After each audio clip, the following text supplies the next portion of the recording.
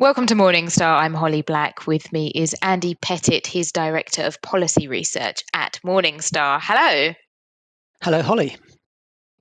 So, Andy, there's a lot of talk at the moment about the EU's Sustainable Finance Action Plan. And part of what's going on at the moment is they're introducing a taxonomy of sustainable activities. Can you put that in English for us? What's going on? I will try. So I think of it more as a framework to measure industry's progress towards net zero. And it's doing that by identifying 6 different environmental objectives from climate, water management, waste management, biodiversity, and then associating a list of different business activities associated with those different activities to green the environment. And that list is not static. It will grow over time as more things get learned and new technologies come along. And its focus to start with is very much on climate and those activities that are contributing most towards GHG emissions. So, who does this actually affect, and what do companies have to do about it?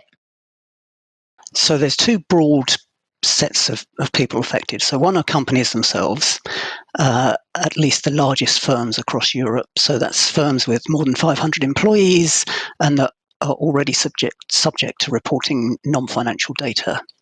And that covers around 6,000 firms. And so where they conduct any of these business activities, they need to report their associated turnover and expenditure with those activities.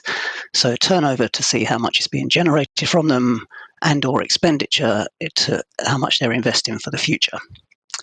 So if they then meet the threshold of the metrics associated with that activity, and they're conducting the activity without adversely affecting any of the other environmental objectives, and they're meeting certain minimum social safeguards, for example, with their treating their employees well, then they can report a degree of alignment with the taxonomy.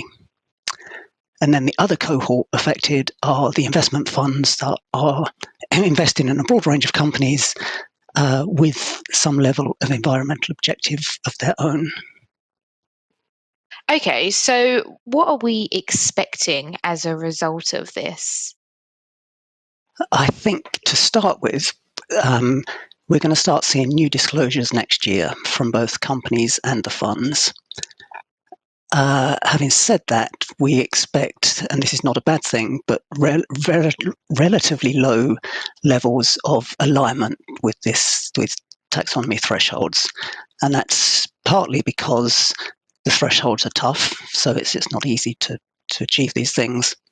And it's partly because from a timing perspective, the companies are only going to be starting to report at the same time as the funds which are investing in them.